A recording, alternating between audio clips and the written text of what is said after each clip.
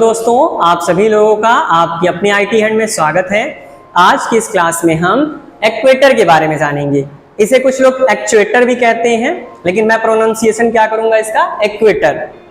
तो आप कहने के लिए दोनों कह सकते हैं, लेकिन आपको जो अच्छा लगे आप कह सकते हैं। तो एक्वेटर के बारे में आज की क्लास में हम जानेंगे। एक्वेटर क्या होता है। तो इसके पहले हमने सेंसर के बारे में पढ़ा था। सेंसर क्या होता है, सेंस करता है चीजों को। एक्वेटर क्या करता है, एक्ट करता है। सेंसर के टॉपिक में मैंने ये चीज बताया था आपको। तो एक्वेटर भी क्या है, एक डिवाइस है। जैसे सेंसर एक डिवाइस है, वैसे एक्वेटर भी क्या है, एक डिवाइस है। Equator takes input. एक्वेटर क्या लेता है, इनपुट लेता है, डेटा को लेता है। किससे लेता है, फ्रॉम सिस्टम। सिस्टम से लेता है। सिस्टम में मतलब सेंसर से।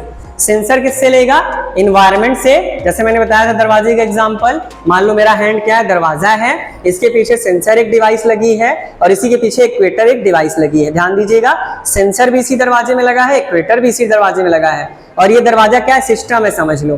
तो इसी दरवाजे में सेंसर लगा है। जैसे ही कोई डिवाइस, कोई ऑब्जेक्ट इस दरवाजे के सामने आएगा, दरवाजे में जो सेंसर लगा होगा किसको बताएगा, सिस्टम में एक्वेटर को बताएगा कि हाँ दरवाजे के पास कोई वस्तु या व्यक्ति खड़ा है।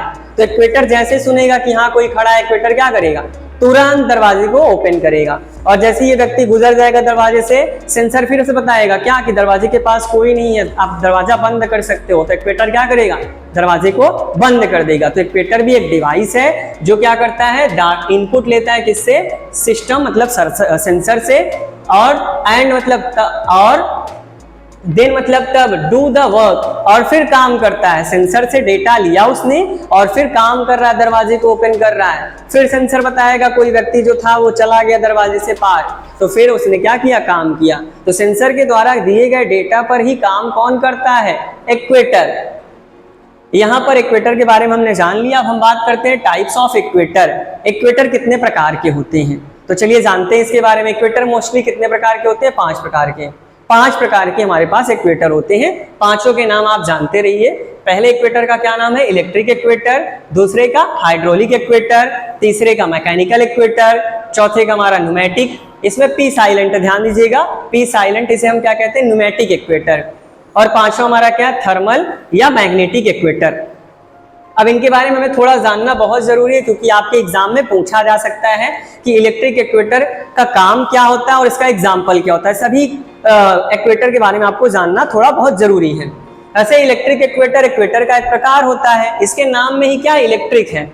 तो ये क्या करता है, इलेक्ट्रिक एक्वेटर, इलेक्ट्रिक ई मतलब इलेक्ट्रिक कह रहा हूं, इलेक्ट्रिकल एनर्जी को, M for mechanical, electrical energy को मैकेनिकल एनर्जी में बदलने का काम करता है।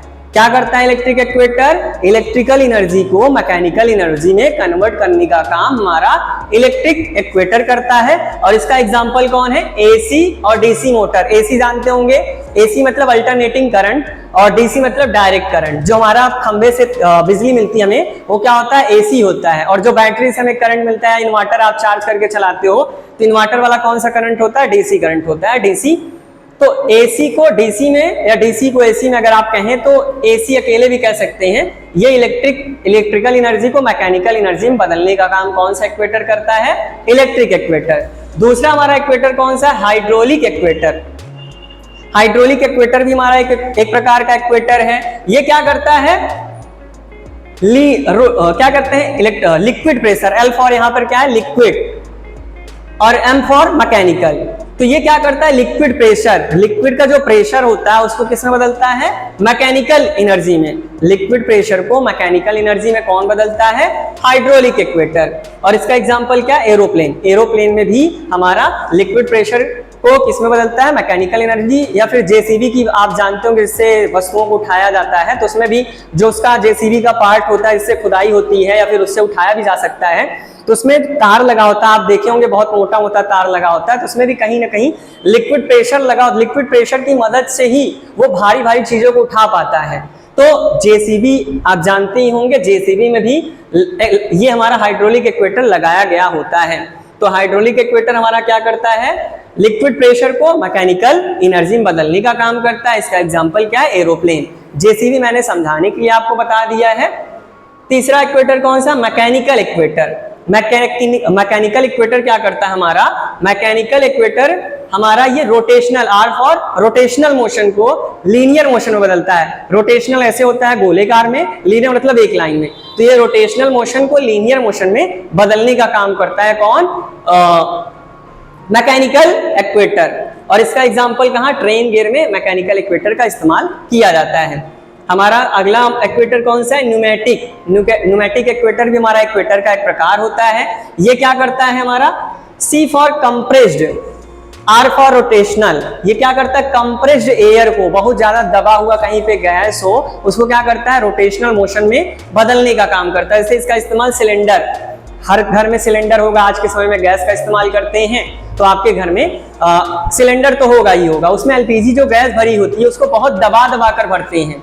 14 किलो या जितने भी किलो आपके गैस सिलेंडर में भरी जाती है उसको बहुत कंप्रेस करके भरा जाता है, दबाव कर डाल के भरा जाता है। तो उसी को जब आप रेगुलेटर से ऑन करते हैं गैस को, तो आपके पाइप में जब आता है ना, तो उसके पाइप के अंदर ऐसे घूम घूम के आता है रोटेशनल मोशन में।